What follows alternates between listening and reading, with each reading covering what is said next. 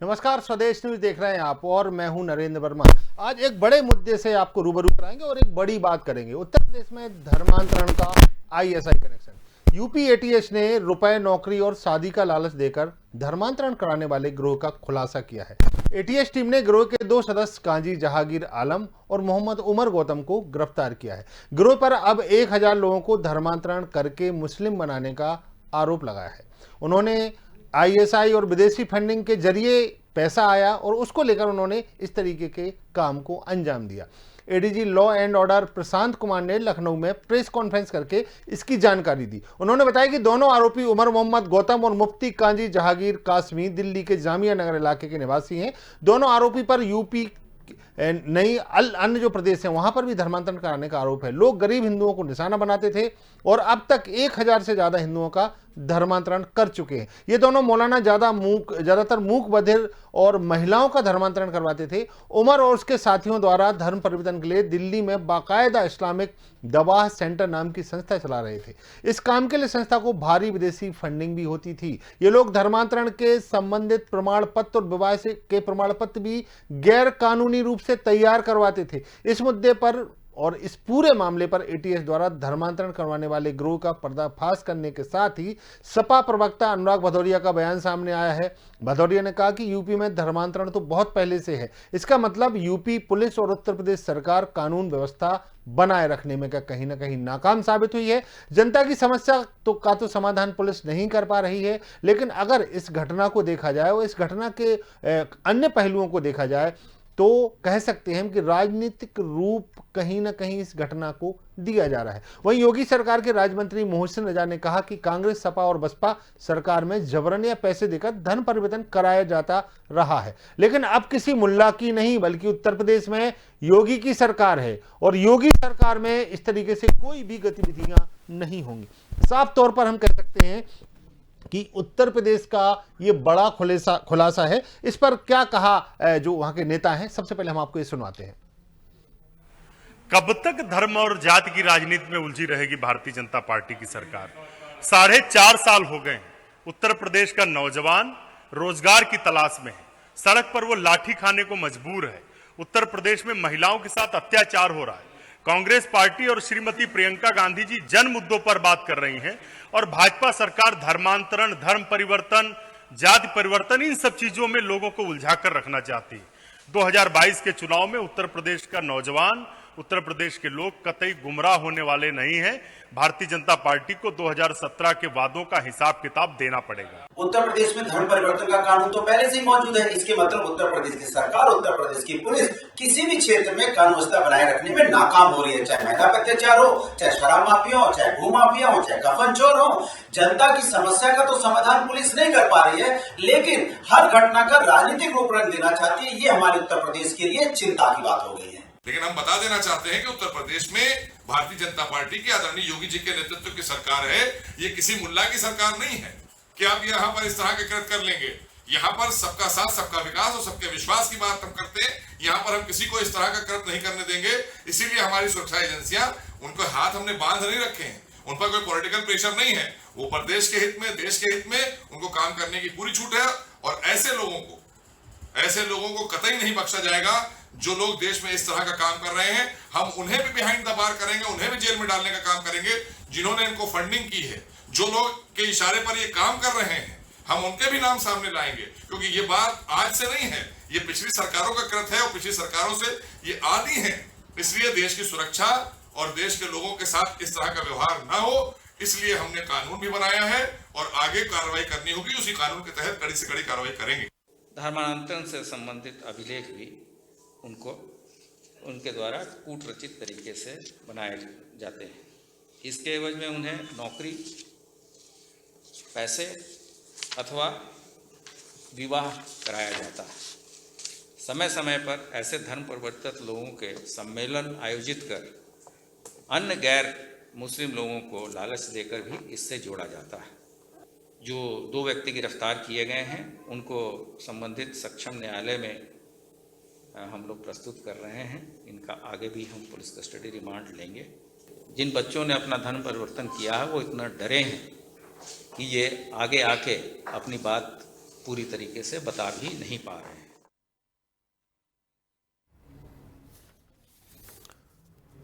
उत्तर प्रदेश में इस तरीके का धर्म परिवर्तन होने के बाद में जहां पर काजी जहांगीर आलम और मोहम्मद उमर गौतम को गिरफ्तार किया गया है और एटीएस ने बड़े खुलासे किए हैं, बड़े संवेदनशील मुद्दा इसको हम कह सकते हैं, क्योंकि यूथ उत्तर प्रदेश की अगर बात करें तो इस तरीके से कई मामले 2012 की अगर हम बात करें तो वाराणसी में भी एक ऐसा मामला सामने आया था जिसको आनन फानन में कहीं ना कहीं दबा दिया गया था। इस बात को मैं नहीं कह रहा, इस बात को जो भारतीय जनता पार्टी के लोग हैं या फिर कांग्रेस के लोग हैं, समाजवादी पार्टी के लोग हैं, उस समय ये कहा जा रहा था कि इस मामले को आनन फानन में दबाया गया था।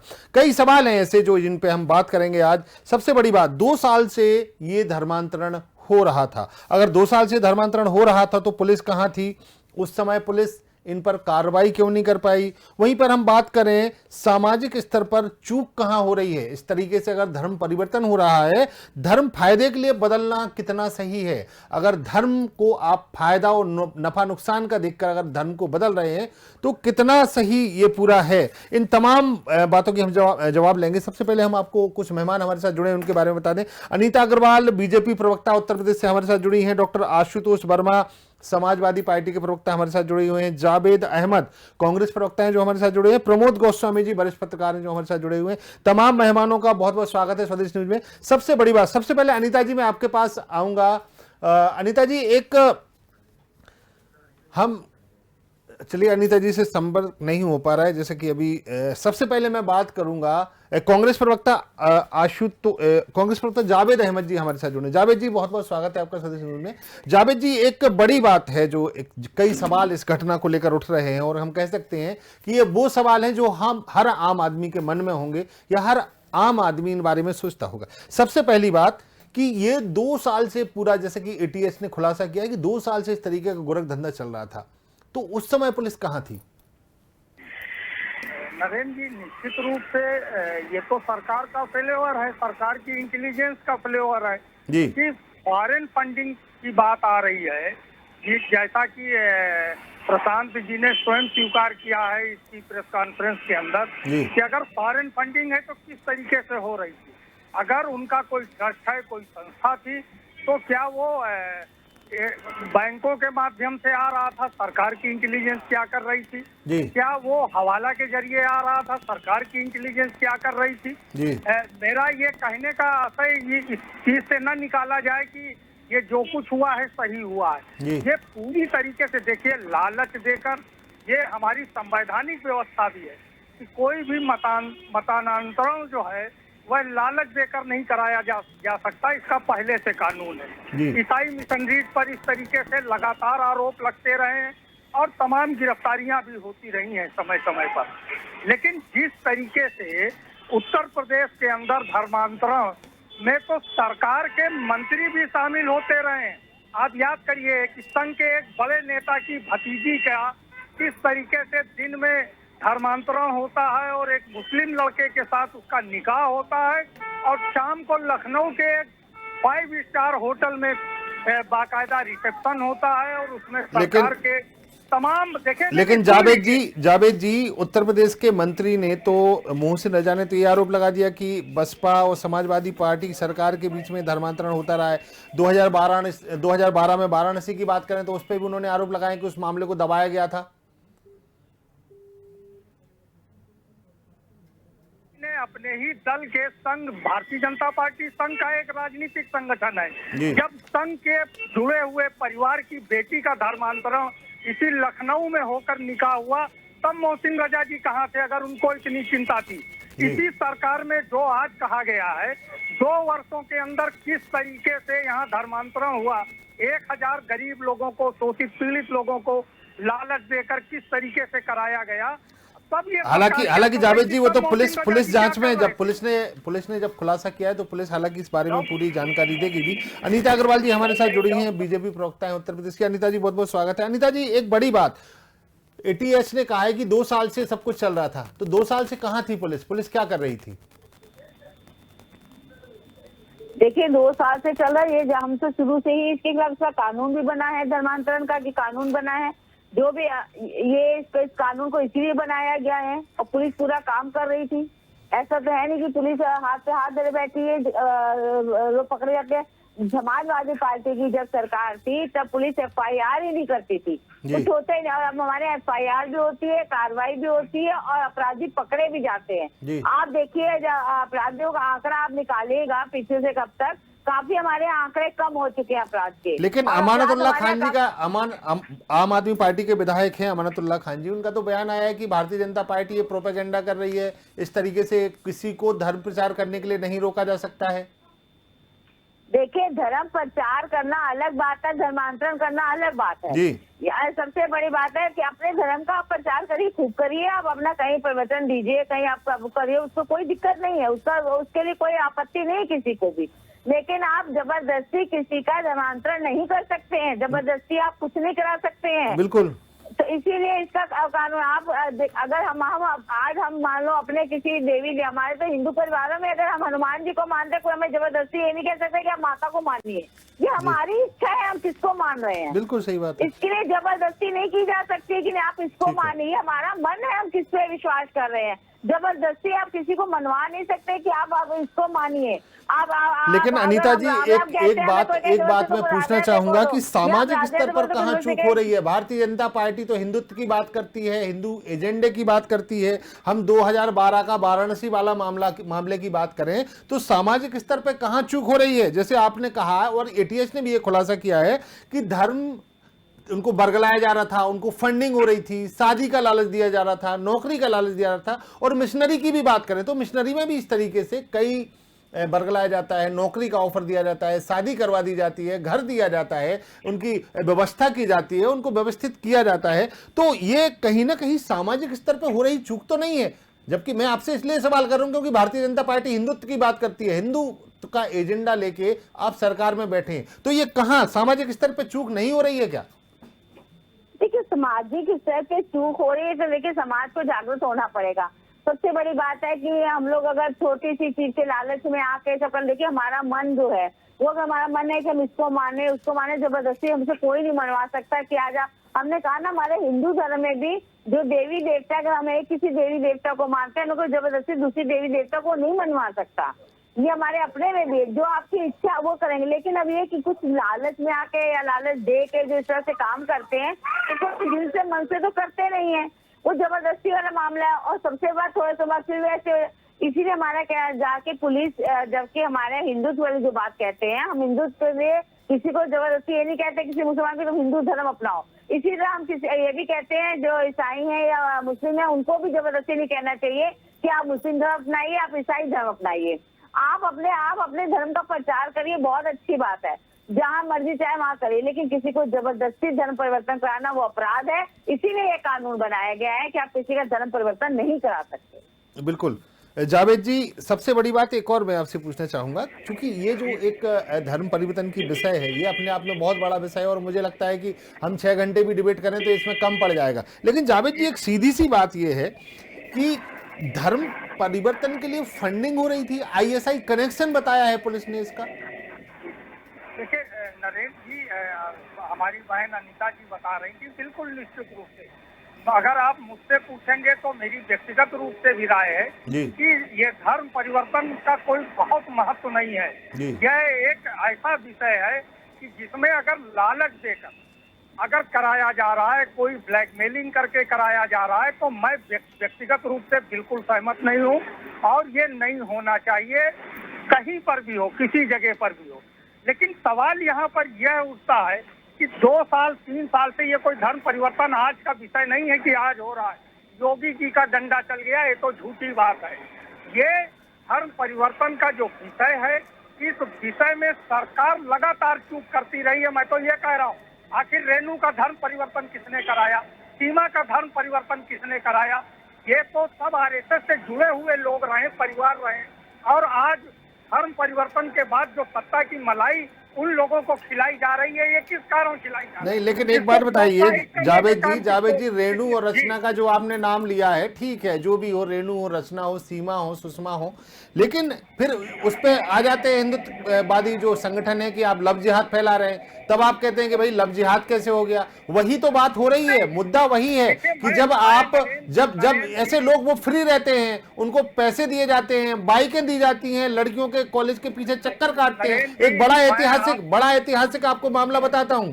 मध्य प्रदेश की राजधानी भोपाल का मामला है। एक सेफिया कॉलेज हुआ करता था और एक रानी लक्ष्मीबाई एमएलबी कॉलेज हुआ करता था। सेफिया कॉलेज, एमएलबी जो कॉलेज था वो पहले पुराने शहर में था। जैसे ही भारतीय जनता पार्टी की सरकार बनी, उन्होंने, ये इतिहास में पहली बार हुआ था कि उन्होंने कॉलेजों के नाम बदल दिए। जो भोपाल के अंदर पुराने भोपाल की जो बिल्डिंग थी, उस कॉलेज को इसमें शिफ्ट कर दिया है सेफिया कॉलेज में। तो आप ये मानिए, वहां पे कह सकते हैं कि लव जिहाद का जो मुद्दा उठा था, लव जिहाद उस समय चरम पे था। और ये बात भी हकीकत थी कि कई हिंदू लड़कियां मुस्लिम लड़कों से शादी कर रही थी उस समय पे। लेकिन जब ये बदला, बीजेपी की सरकार आने के बाद ये बदला, तो वो मामले भी कम हो गए। अब आप जो रानी, रेणु, सुषमा, संगीता की बात कर रहे हैं, तो इसको लव जिहाद से नहीं जोड़ेंगे आप? नहीं, बिल्कुल, यही तो मैं कह रहा हूँ नरेंद्र जी। आप बात, हम कहीं पर भी किसी लव जिहाद के, किसी धर्म परिवर्तन के समर्थक नहीं। मैं बहैसियत मुसलमान आपसे कह रहा हूँ, आपके ऑनलाइन कह रहा हूँ, मैं कोई छिपा के नहीं कह रहा हूँ। ऐसा कृत्य कोई भी करता है तो वह एक तरीके से धार्मिक पाप करता है।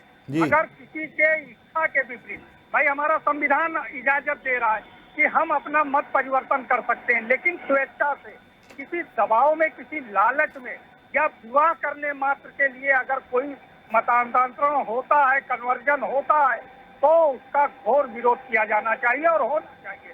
लेकिन इसको अपने राजनीतिक एजेंडे में सेट नहीं करना चाहिए। किसी भी उन विदेशी ताकतों के खिलाफ जो कोई हमारी जो हमारा सामाजिक ढांचा है, जो हमारी डेमोग्राफी है, अगर कोई उसको चेंज करने का प्रयास करता है, तो मैं नरेंद्र जी बहैसियत मुसलमान आपसे कह रहा हूँ कि मैं उसका समर्थक नहीं हूँ, रत्ती भर समर्थक नहीं हूँ, मैं उसका विरोधी हूँ। लेकिन अगर अब सनातन धर्म में तो सारे खिड़की दरवाजे भी बंद हैं, मुझको नहीं कहना चाहिए, लेकिन मैं इसलिए कह रहा हूँ कि आपके यहाँ कोई भी दूसरे धर्म का व्यक्ति लाख प्रचार के बाद भी उसका प्रवेश नहीं हो सकता है, वह सनातन धर्मी नहीं हो सकता है। लेकिन जो शोषित, पीड़ित, वंचित समाज है, जो गुर्बत की जिंदगी जी रहा है, जिसके आगे रोजी रोटी की समस्या है, वह लोग लालच में फंसते हैं। वो न इधर के रहते हैं न उधर के रहते हैं। नहीं तो ये मुल्ला मौलवी जो जिनकी हम बात कर रहे हैं, इस तरीके के हम संगठनों की बात कर रहे हैं कि इस तरीके से उनको फंडिंग हो रही है, उन्होंने अपने छोटे छोटे संगठन बना रखे हैं, तो इनको फिर क्या जरूरत है? चलिए, वंचित शोषित समाज है तो इनको लालच देके, इनको बरगला के, इनको शादी का लालच देके ये जो हो रहा है, इसको सही मानते हैं आप? नरेंद्र जी, आपने जो सवाल उठाया है, देखिए लोकतंत्र है, या आप पुराने समय में भी देखिए, जब राजा रजवाड़े थे, जमींदारी प्रथा थी, उस समय भी जो शासक थे वो अपना नियंत्रण बनाए रखने के लिए ये सब करते थे और कराते थे। आज लोकतंत्र है, लोकतंत्र में राजा और रानी जो है वो वोटिंग मशीन से पैदा होते हैं, कल बैलेट बॉक्स से पैदा होते हैं। प्रमोद गोस्वामी जी, आपके पास आऊंगा। प्रमोद जी, 2012 में वाराणसी में ऐसा एक मामला प्रकाश में आया था, क्या कहेंगे आप? ये वैसा ही मामला है कि उससे कुछ इतर है?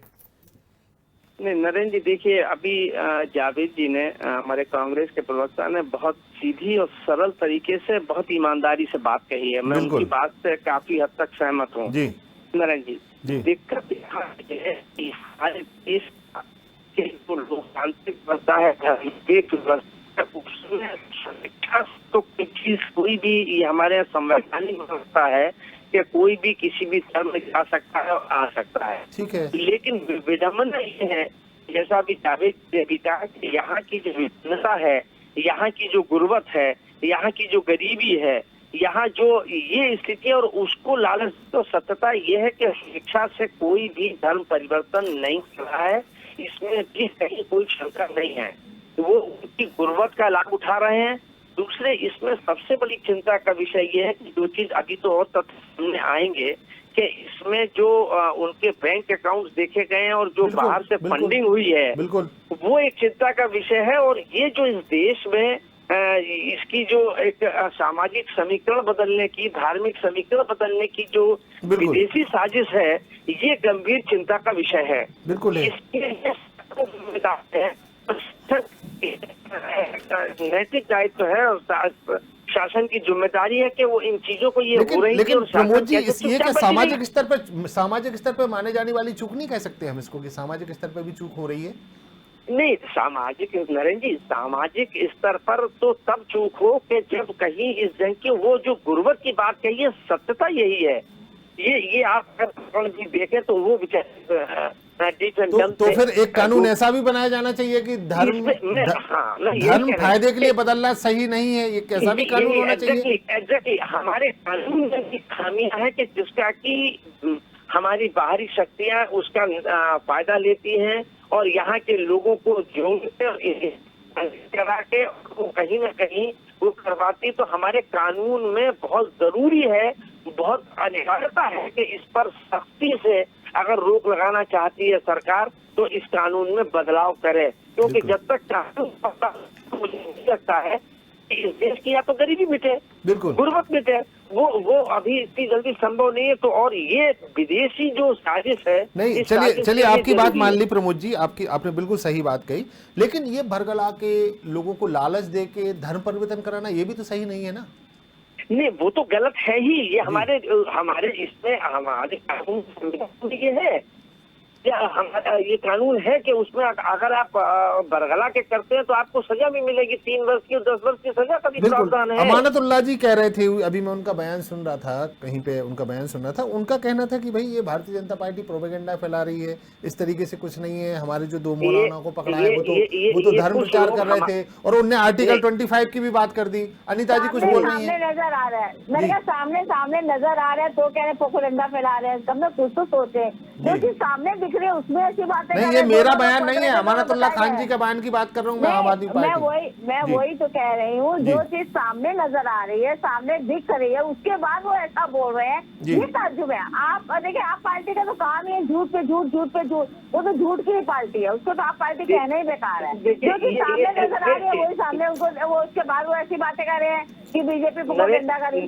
अरे उन्होंने प्रूफ से पकड़ा है, पुलिस वालों ने बताया है, हर चीज निकाली है, बताया, अब भी इनको ये दिक्कत नजर आ रही है। कुछ तो यार, कुछ तो कम से कम देखिए, आंखों के आगे कम से कम मिर्ची तो मत देखें।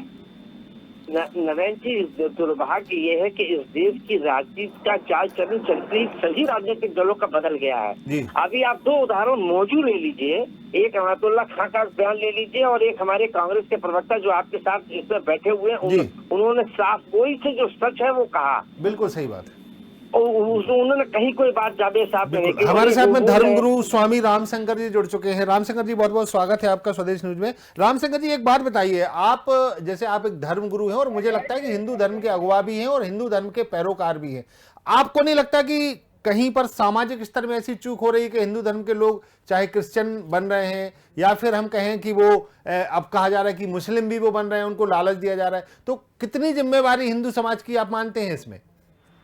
समस्या ये है कि हिंदुओं में जो कथावाचक हैं या धर्मगुरु हैं या फिर जो बाबा जी लोग हैं, वो अपनी दुकान चमकाने में लगे हुए हैं। ग्राउंड लेवल पर जो काम करने की जरूरत है उस स्तर पर काम न कर रहे हैं, काम न कर पाने से सारी समस्याएं आ रही हैं। मैं बहुत यथार्थ बात कर रहा हूँ। कोई संगठन अकेले कितना काम करेगा जब तक साधु महात्मा ग्राउंड लेवल पर काम नहीं करेंगे।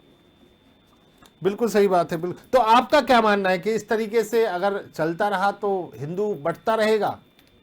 देखिए, बढ़ने का बहुत सारा कारण हमारे समाज में पिछले अगर 50 सालों के बीच में अगर हम जाके देखते हैं तो जो जाति प्रथा, ऊंच नीच का जो ये दीवार हमारे समाज में तथाकथित लोगों ने क्रिएट किया। मैं साधुओं की बात कर रहा हूँ कि आज भी साधु जब बन जाता है, कोई आदमी सन्यासी बन जाता है तो उसका कोई जाति से संबंध नहीं रह जाता। लेकिन वहां भी अगर कोई पंडित देह में साधु है, सन्यासी है, और कोई मतलब दूसरे वर्ग से आने वाला सन्यासी साधु है, तो आपस में वो लोग भी इस गैप को खत्म नहीं कर पाते हैं। बिल्कुल सही बात है, बिल्कुल सही बात। तो जब सन्यास जैसे शुद्ध परंपरा में भी जातिवाद कहीं न कहीं हावी दिखता है, ऊंच नीच की स्थिति हावी दिखती है, तो आम आदमी के जीवन में तो वो स्थितियां कायम नजर है और अभी भी है वो।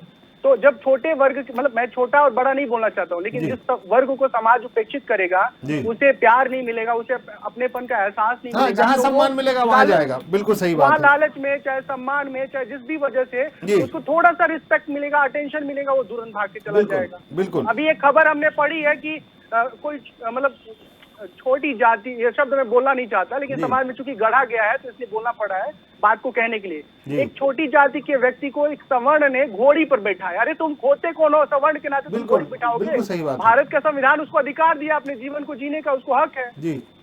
और उसको घोड़ी पर बिठा दिया तो खबर भी बन गई, और वो सब प्रोपोगेंडा हो, जानबूझ के उस तरह का प्लान कर रहे हैं। तुम एहसान नहीं कर रहे हो। संविधान हर व्यक्ति को बराबर का अधिकार दिया है और वो व्यक्ति जिस तरह से अपने शादी विवाह को, अपने जीवन शैली को चाहे जी सकता है। लेकिन धर्म के बारे में मैं कहना चाहता हूँ, अगर स्वेच्छा से कोई व्यक्ति चुनता है कि ठीक है हमारा इस्लाम धर्म है, हम हिंदू धर्म में आना चाहते हैं, हम हिंदू धर्म है हमारी तो धर्म है, हमें पसंद नहीं, हम क्रिश्चियन बनना चाहते हैं या मुसलमान बनना चाहते हैं या पारसी बनना चाहते हैं, स्वेच्छा से कोई बनना चाहता है तो मुझे कोई आपत्ति नहीं है। ठीक है, आपका अपना विचार है, आपकी आइडियोलॉजी अगर चेंज होती है, आपको कुछ मैच करता है तो आप वहां जाइए।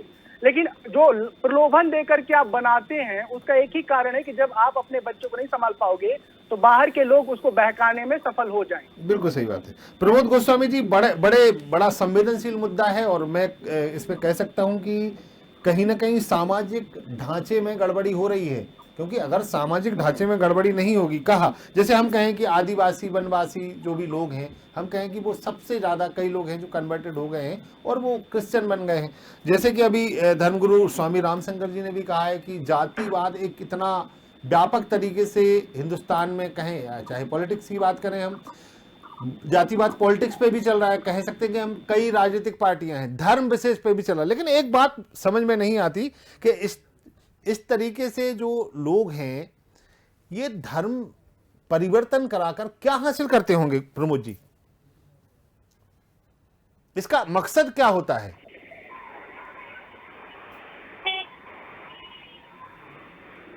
प्रमोद जी, आवाज आ रही है आप तक? जावेद जी, आपने बहुत अच्छी बात कही थी, आपके पास आना चाहूंगा। जावेद जी, इस तरीके से धर्म परिवर्तन होता है, कोई भी हम कहें, चाहे कोई भी समाज हो, चाहे क्रिश्चियन की बात करें, चाहे मुस्लिम की बात करें, हालांकि जैसे कि आपने कहा हिंदू धर्म में तो सब रास्ते बंद होते हैं, तो ये धर्म परिवर्तन कराने का मोटिव क्या होता है? क्यों धर्म परिवर्तन कराते हैं ये अलग धर्मों की बात करें तो? नरेंद्र जी, मैं बहुत साफ गोई के साथ, प्रमोद जी ने भी बहुत अच्छी बातें कही, मैं प्रमोद जी को बड़ा सम्मान करता हूँ, वो मेरे बड़े भाई के तरीके से है। जी जी। देखिए नरेंद्र जी, ये जो मैंने एक बात कही थी वो बीच में आपने हमको रोक दिया था। जी जी जी, माफी चाहूंगा। नहीं, माफी की बात नहीं है, वो आप प्रमोद जी को लाए थे, अच्छी बात है, डिबेट में सबको अवसर चाहिए। मैंने एक बात कहना चाह रहा था कि देखिए ये अब वोट की ताकत से सत्ता पर और समाज पर अपने को नियंत्रित करने का या उस पर नियंत्रण स्थापित करने का एक अभियान चल रहा है। जाति द्वंद्व है हमारे देश में, इसमें दो राय नहीं है, लेकिन हम उस पर अगर कहेंगे तो वो अभी हिंदू मुस्लिम हो जाएगा। मैं कहना भी नहीं चाहता, बात भी नहीं करना चाहता। तो जिस तरीके से ये द्वंद्व है कि हम बहुत बड़ी संख्या में होकर हम किसी देश की डेमोग्राफी को चेंज करेंगे और इसमें जो हमारे देश की दुश्मन ताकतें हैं उन्होंने अपना सर्वस्व, वो सीधे संघर्ष में हमसे विजयी नहीं हो सकते। ये देश नहीं, पूरी दुनिया जानती है। वो गुरिल्ला लड़ाई लड़ते हैं, तमाम तरीके की रणनीतियों के साथ हमारे देश पर हमला करते हैं। हमारे यहाँ देशभक्ति की भी कोई कमी नहीं है, लेकिन हमारे बीच में तमाम ऐसे लोग भी हैं जो धन के लालच में गद्दारी करने का काम करते हैं। बिल्कुल सही बात। वो किसी भी धर्म के हो सकते हैं और वो किसी भी धर्म के हो सकते हैं, किसी भी धर्म के हो सकते हैं। उनका कोई धर्म नहीं होता है, कोई धर्म नहीं है, उनका धर्म धन है और उनके पिता का नाम भी धन है। मैं बहुत स्पष्ट रूप से कह रहा हूँ कि वो अपने पिता को भी ठोकर मार सकते हैं धन के आगे।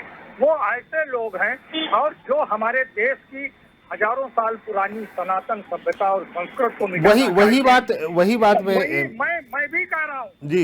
मेरे साथ भी जो चीजें जुड़ी हैं जावेद जी, लेकिन मतलब ये था मेरे पूछने का, सीधा सा सवाल मैंने आपसे पूछा था कि जिस तरीके से धर्मांतरण के लिए विदेशी फंडिंग हो रही है, विदेशी फंडिंग की बात करें हम, तो ये अपने आप में भी चिंता का विषय है कि इस तरीके से पाकिस्तान आईएसआई की बात इसमें जैसे कहा जा रहा है कि आईएसआई फंडिंग कर रही थी, हालांकि और स्पष्ट है कि अगर एटीएस ने इन 2 लोगों को पकड़ा है तो उनके अकाउंट भी देखे गए होंगे। बिल्कुल बिल्कुल नरेंद्र जी, ये बहुत चिंता का नहीं, ये गंभीर से गंभीरतम चिंता का विषय है। और संभवतः मैं आज आपके साथ पहली बार बैठा हूँ। मैं पिछले 1.5-2 वर्षों से इस विषय पर, आदरणीय प्रमोद जी भी बहुत सी डिबेट पे रहे, मैंने इस पर तमाम सवाल भी उठाए थे, पीएफआई पर भी सवाल उठाए थे, तमाम धार्मिक संगठनों पर सवाल उठाए थे। इन संगठनों का किस तरीके से लोग अपने राजनीतिक लाभ के लिए, सत्ता के क्षणिक लाभ के लिए, ये जो छोटे छोटे काम करके आते हैं कि आज 2 पकड़ लिए, कल 5 पकड़ लिए, आप इसकी जड़ों पर चोट क्यों नहीं करना चाहते हैं? बिल्कुल सही बात मेरा है। राजनीतिक सत्ता से सवाल ये है कि आप इनकी जड़ों पर चोट कब करेंगे?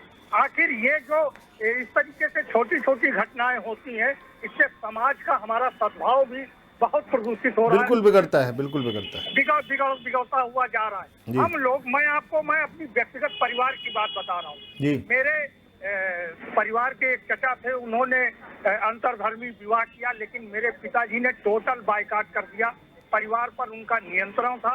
उन्होंने कहा कि ये मैं किसी कीमत पर स्वीकार नहीं कर सकता हूँ, ये पति पत्नी के रूप में यहाँ मेरे घर में मेरे जीते जी नहीं रहेंगे।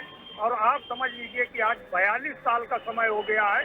उस जो हमारे पारिवारिक चचा हैं और जो चाची हैं, वो उन लोगों से आज तक हमारा रिश्ता नहीं है। देखिए, ये प्यार जिसने अपने माँ पिता से प्यार नहीं किया, वो दुनिया से क्या प्यार करेगा? इसको मैं दूसरी चीजों में बहुत बड़ी बात है, बहुत बड़ी बात है, बहुत बड़ी बात है। कुछ भी नहीं होना चाहिए। बिल्कुल, कि हमारा सामाजिक, हम लोग तो जान ही नहीं पाए, आप बड़े हुए तो जान रहे कि ये मुसलमान है, ये हिंदू है।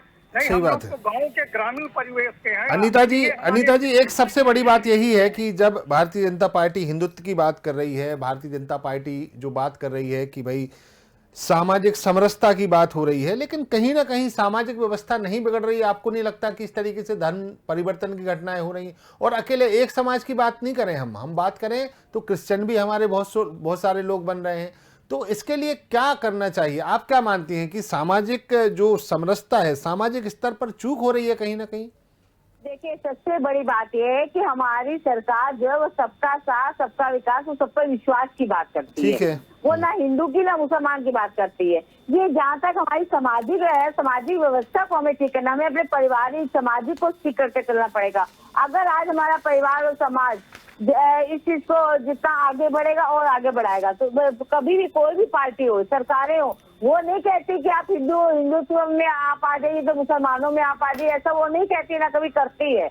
ये हमारा सामाजिक सौहार्द है जो हम लोग इस तरह से करते हैं। हमारे जो बस ये है, अगर आप अपनी इच्छा से कोई धर्म लेना चाहते हैं वो एक अलग बात है। हमारा कानून ये इजाजत देता है कि आप अपनी इच्छा से कुछ भी कर सकते हैं। तो अनीता जी, आपका मतलब कहना सीधा सा मतलब ये है कि और जो सरकारें नहीं है, और जो सरकारें नहीं है वो इन घटनाओं को छुपाती थी, ये लंबे समय से चल रहा है उत्तर प्रदेश में। बस यही हमारा कहना है कि पहले FIR होती नहीं थी, लोग को पकड़े नहीं जाते थे, पुलिस वो काम नहीं करती थी, अब वो चीजें सामने आ रही है। बस इतना फर्क है। बाकी हिंदुत्व वाली बात नहीं कि हिंदुत्व हम लोग झंडा लगा रहे हैं, ऐसा कुछ। हम तो सबका साथ, सबके विकास की बात कर रहे हैं। और जो जबरदस्ती वाला काम है उसको उगाने की जबरदस्ती कोई किसी से नहीं कर सकता। ठीक है। एक जल्दी से मैं एक सवाल पूछना चाहूंगा स्वामी रामशंकर जी से। रामशंकर जी, आपने बड़े बेबाकी से बहुत अच्छे जो सवाल हैं, जो बहुत अच्छे मुद्दे हैं जिनको आपने छुआ है, इसमें आप क्या कहते हैं कि इसके लिए क्या उपाय किए जाने चाहिए? जिस तरीके से धर्मांतरण हो रहा है, और सबसे ज्यादा अगर कुछ धर्मांतरण कहीं हो रहा है तो हिंदू धर्म का वो तबका जो कि कहीं ना कहीं उपेक्षित है, वंचित है, वो तबका जो गरीब है, उन्हीं को निशाना बनाया जा रहा है।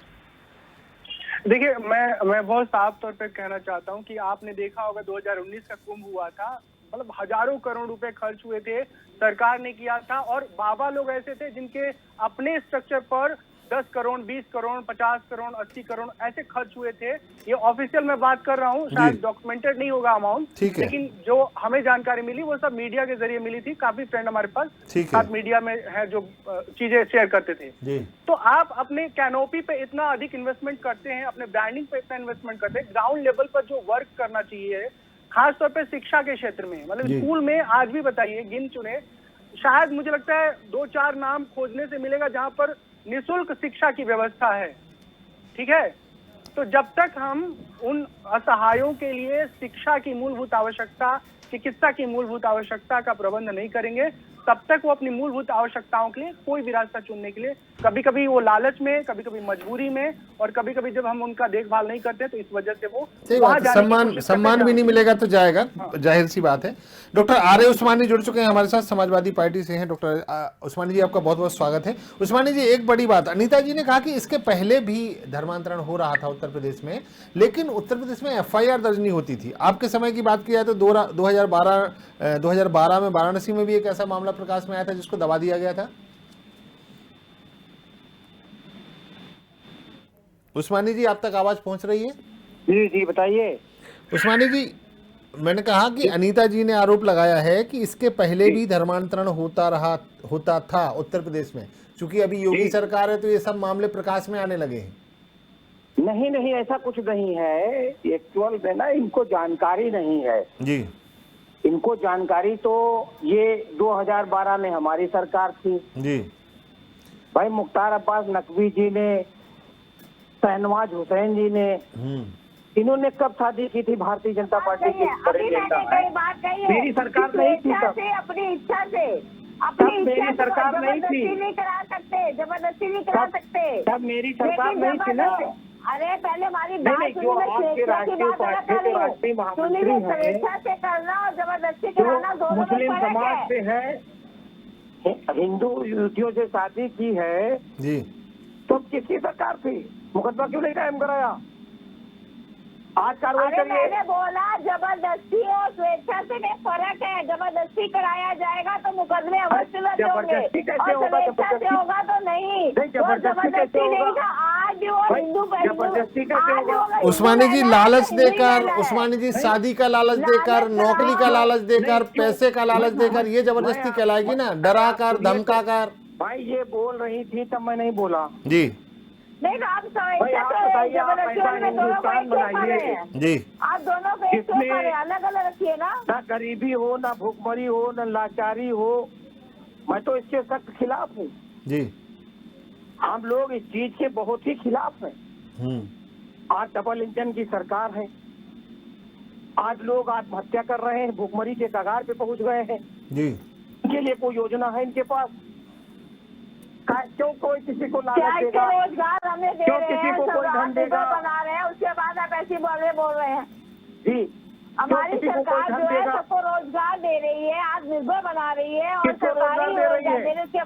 किसको रोजगार नहीं बताइए, आप बताइए, आप बताइए, नहीं आप बताइए किसको नौकरी नहीं मिल रहा, किसको रोजगार नहीं मिल रहा। अभी आप देखिए सैमसंग की फैक्ट्री मेक इन इंडिया की बात हो रही है, उसके बाद आप ऐसी बातें बोल रहे हैं। वो -25 पे पहुंच गई।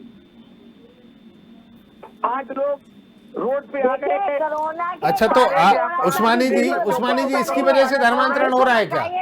उस्मानी जी, इसलिए धर्मांतरण हो रहा है क्या? सिंपल सी बात है उस्मानी जी, ये जो धर्मांतरण वाला केस सामने आया है, जबरदस्ती हो ही नहीं सकता है जी। तो जब डबल इंजन की सरकार है। अच्छा चलिए, आप एक बात बताइए कि ये जो दो मौलाना पकड़े गए हैं, क्या इनको गलत तरीके से पकड़ा है? चौकीदार कौन है? चौकीदार कौन है बताइए आप? अरे अभी 2 मौलाना ही पकड़े। चौकीदार कौन है? अरे 2 मौलाना क्यों? अभी 10 साधु पकड़े गए थे, जबरदस्ती पकड़े गए। आसाराम बापू जेल में है, वो पकड़े गए, जबरदस्ती कर रहे थे। देखिए वो मामला अलग था, ये मामला अलग है उस्मानी जी। शोषण का मामला है जी, नाबालिग लड़कियों का शोषण किया जा रहा है। आसाराम बापूराम जैसे लोग, आसाराम वो जेल में है, तो इनका क्या समर्थन करते हैं आप ये बताइए पहले। वो जेल में आसाराम बापू, जेल भेजिए। हाँ भेजे ना, जेल में है वो। जो भी मुलजिम है जेल में जाएंगे, जेल भेजिए, जेल में, मौलाना भी जेल में जाएंगे, जेल भेजिए लोग हैं। उस्मानी जी, सीधा सा सवाल ये था कि ये विदेशी जो फंडिंग हो रही है उसको लेकर, जैसे कहा जाए कि आम आदमी पार्टी। मान्यवर आप बताइए, हिंदुस्तान में भारतीय जनता पार्टी की सरकार है जी, विदेश से धन कैसे हिंदुस्तान में आ रहा है? इसका मतलब चौकीदार गड़बड़ है। अरे आप बताइए ना। नहीं आप बताइए ना भाई, आपका सिस्टम फेल है ना। आप कोरोना नहीं रोक पा रहे हो, विदेश से कोरोना घुस जा रहा है तुम्हारे देश में। चार पांच लोग आदमी काल के गाल में समा गए। स्पेशलिस्ट कह रहे थे कि आप कोरोना के लिए व्यवस्था करिए, अस्पताल बनाइए, बेड बनाइए, ऑक्सीजन बनाइए, वेंटिलेटर बनाइए, ऑक्सीजन की फैक्ट्री लगाइए। आपने वो तो किया नहीं। आपके पास लौ जिहाद है। उस्मानी जी, अगर हम इसमें बात करें, आपने दलाली खा ली। आपने मस्जिद की 2 करोड़ की जमीन 18.5 करोड़ पे बेच के 16.5। चलिए उस्मानी जी एक बात बताइए, उस्मानी जी एक सवाल मैं आपसे करता हूँ, आप एक बात बताइए। चलिए आप अभी हम मुद्दे पे आते हैं। जब इनका नंबर आए तब ये बोले, ये क्यों बोल रही बीच में? ठीक है, आप बीच में नहीं बोले कि आप बात में जवाब दीजिए। उस्मानी जी आप एक बात का जवाब दीजिए, मुझे कि धर्म फायदे के लिए बदलना कितना सही है। बात ये हो रही थी बरगला कर, लालच देकर, और ये जो 2 मौलाना हैं ये वही आप किस समाज का निर्माण कर रहे हो, मैं यही तो आपसे पूछ रहा हूँ जी। पर किस समाज का आप निर्माण कर रहे हो कि जो समाज बिकाऊ समाज है? जब आप उनको आत्मसम्मान से जीने का अधिकार दे दोगे, जो दलित पिछड़े गरीब लोग हैं जिनको हजारों साल, चलिए दलित हैं, पिछड़े हैं और गरीब हैं, हिंदुस्तान में हमेशा से रहे हैं, मेरी बात सुनिए, और मुस्लिम समाज में भी दलित पिछड़े और गरीब हैं, तो भाई उनको पैसा दीजिए ना, उनको खड़ा करिए ना। सबसे पहली बात, ये धर्मांतरण करने के लिए क्यों सेंग लगाते हैं? भाई धर्मांतरण को जो कर रहा है, नहीं ये मुस्लिम समाज में नहीं है क्या? ये मुस्लिम समाज में नहीं है क्या? रोक कौन रहा? कार्रवाई करिए ना। तो वही तो मैं आपसे पूछ रहा था, आप चौकीदार पे चले गए। ये बताइए ना, रोक कौन रहा है? देखिए मैंने आपसे एक सिंपल सा क्वेश्चन किया था कि आईएसआई और विदेशी फंडिंग हो रही है, वहीं पर इस तरीके से उत्तर प्रदेश में बयान आते हैं, आपकी पार्टी पर भी आरोप लगे हैं। और भारतीय जनता, मैंने आपसे ये पूछा था कि भारतीय जनता पार्टी ने, समाजवादी पार्टी के प्रवक्ता अनुराग भदौरिया का बयान आया है। अनुराग भदौरिया ने कहा है कि यूपी में धर्मांतरण तो बहुत पहले से है, इसका मतलब यूपी पुलिस और उत्तर प्रदेश की कानून व्यवस्था बनाए रखने के लिए नाकाम साबित हुई है। बात सुनिए, मुझे बात खत्म करने दीजिए ना।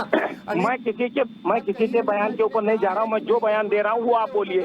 आप कहिए कि धर्मांतरण पहले होता था, हमने माना, लेकिन धर्मांतरण के केस जो है रजिस्टर्ड नहीं होते थे। आप लोग केस रजिस्टर्ड नहीं होने दे रहे थे, ये बात हुई है। अब केस रजिस्टर्ड होने लगे हैं तो बातें सामने आने लगी है कि आप कार्रवाई करिए।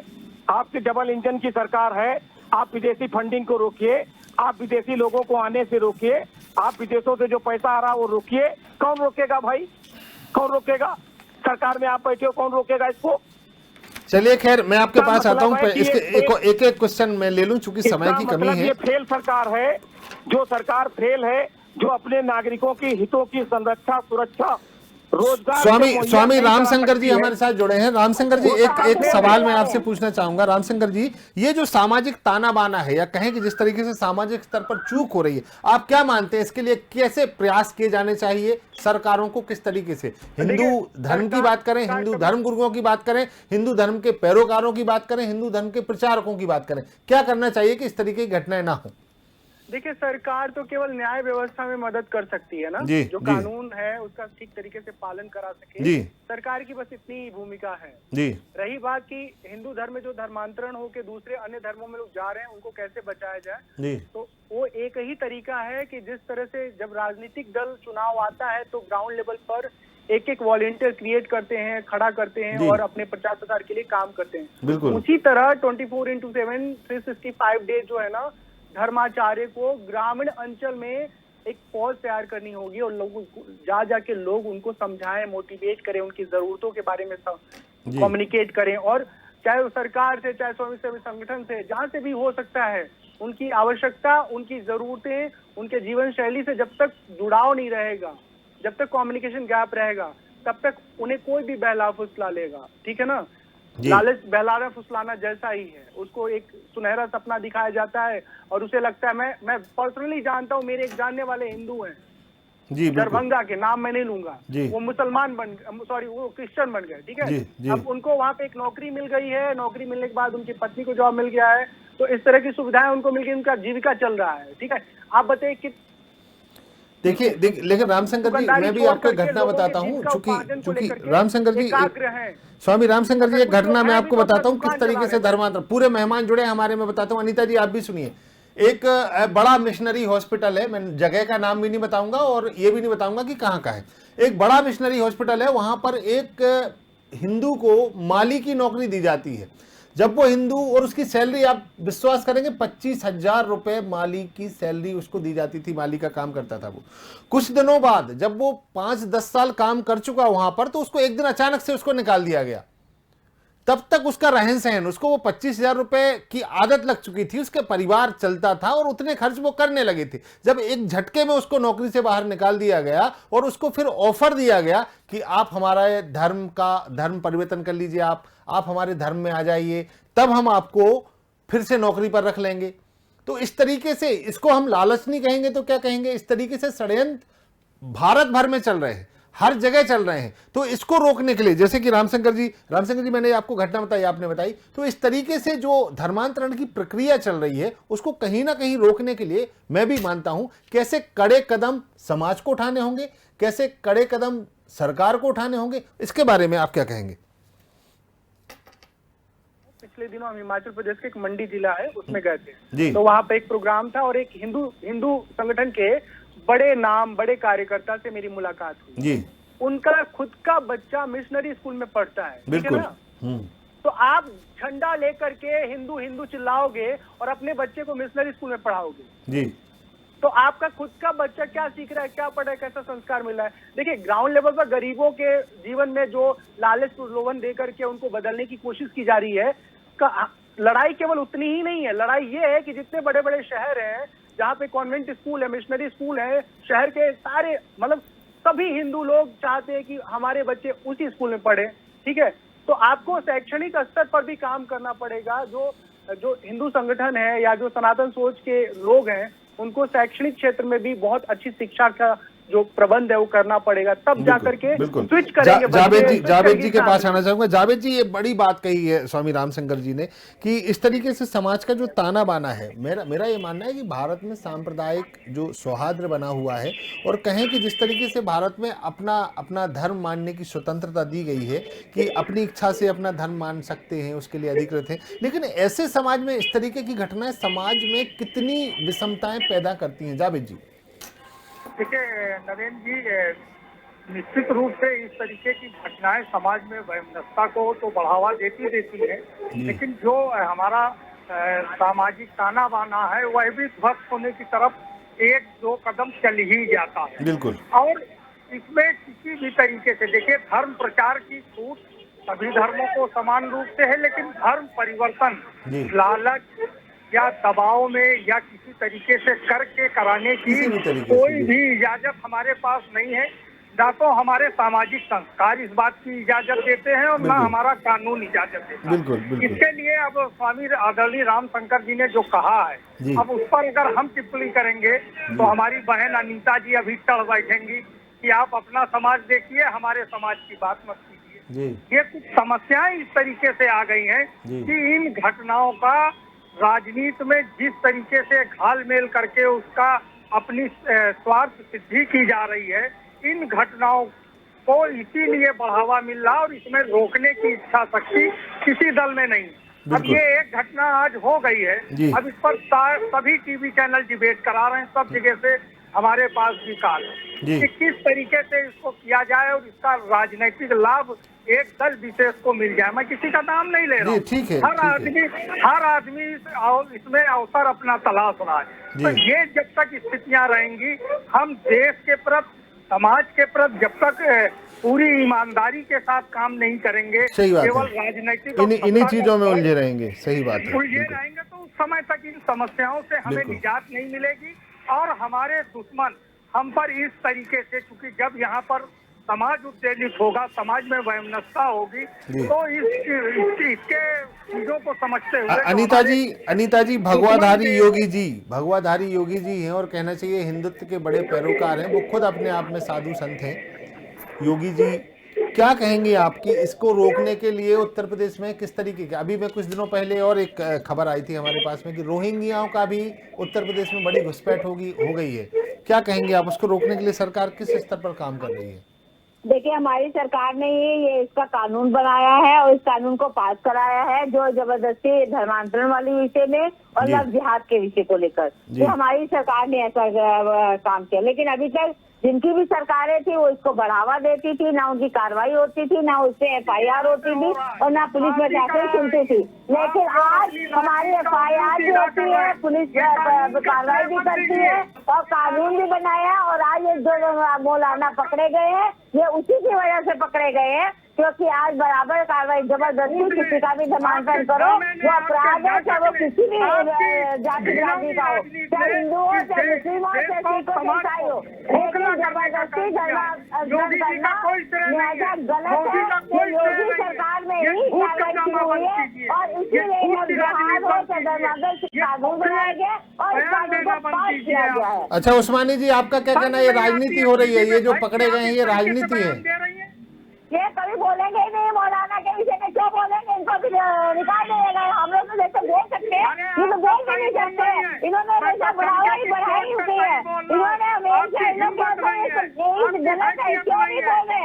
अपना लंबा लेक्चर दे रहे हो, मौलाना विषय बोल रहे कि क्या सही कर रहे थे, क्या वो गलत कर रहे थे, बताइए आप जब बोल दीजिए, जब चैनल में बैठे सत्य को बोल दीजिए। चलिए उस्मानी जी आप ये बताइए, आप कह रहे हैं इसलिए झूठी है, आप लोग झूठ के अलावा कुछ नहीं बोलते। अरे जाइए, समाज का कह कौन झूठ है कौन सच है, सामने दिख रहा है। आंखों में झूलना चौको साफ दिख रहा है। सीखिए, देखने के लिए आंखें नहीं दृष्टि चाहिए। उस्मानी जी आपका क्या कहना है? आपने सीधे कह दिया ये राजनीति हो रही है। मोदी क्या कर रहे हैं? मोदी और योगी का पाप नहीं दिखाई देता। इन्होंने कभी खुद कानून में पालन किया नहीं है, उसके बाद इनको राजनीति नजर आ रही है। कन्वर्जन नहीं हो सकता। आप तो वकील हैं, हाई कोर्ट में प्रैक्टिस करती हैं। वकील कोई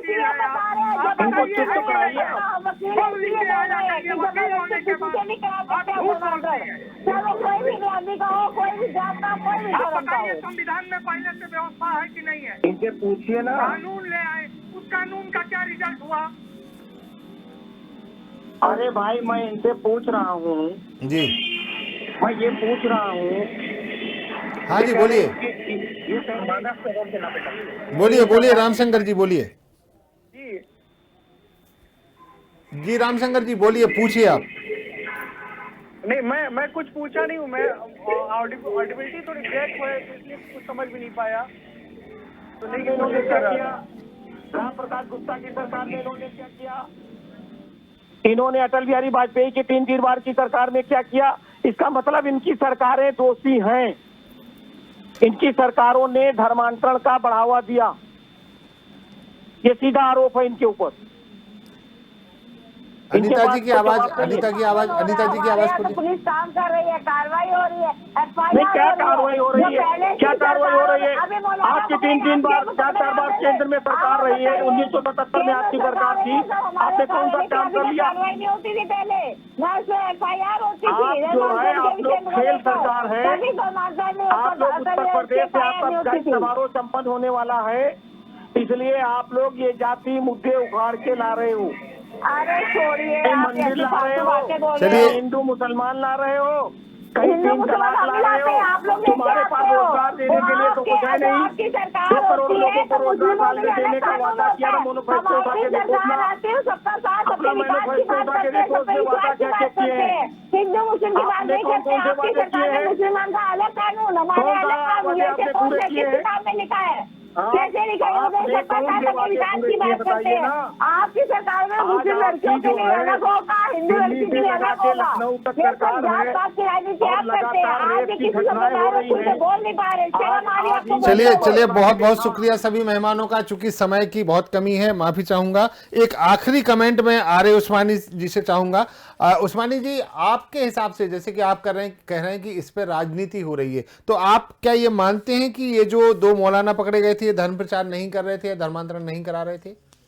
मैं ये कह रहा था जी कि इनका कहना है कि इसके पहले सपा की सरकार थी जी। मेरा इनसे पूछना है कि इससे पहले राजनाथ सिंह जी की सरकार थी, राम प्रकाश गुप्ता जी की सरकार थी, कल्याण सिंह की सरकार थी, तीन बार अटल बिहारी वाजपेयी जी की सरकार रही, उन सरकारों ने क्या किया, इसका जवाब देंगे। इसका मतलब ये अपनी सरकारों के ऊपर ही सवाल उठा रहे हैं। उन्होंने यही तो कहा कि हमारी जब से सरकार आई है हम FIR दर्ज करवा रहे हैं, हम हमारे सरकार में ये पकड़े जा रहे हैं जो धर्मांतरण करने वाले लोग हैं, वही तो वो कह रहे हैं।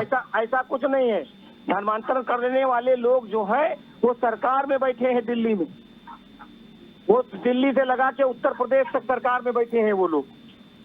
धर्मांतरण करने वालों के खिलाफ तो कोई कार्रवाई नहीं हो रही है। बताएंगे सही करेंगे गलत करें, चलिए आप कैसे बोलेंगे, नहीं बोल पाएंगे आप। अभी प्रतापगढ़ में पत्रकार की हत्या हुई, इसके ऊपर आवाज नहीं निकलेगी। खैर चलिए, इसमें चूंकि 1 घंटा हो गया है और समय की कमी है, माफी चाहेंगे। चारों मेहमानों का बहुत बहुत शुक्रिया।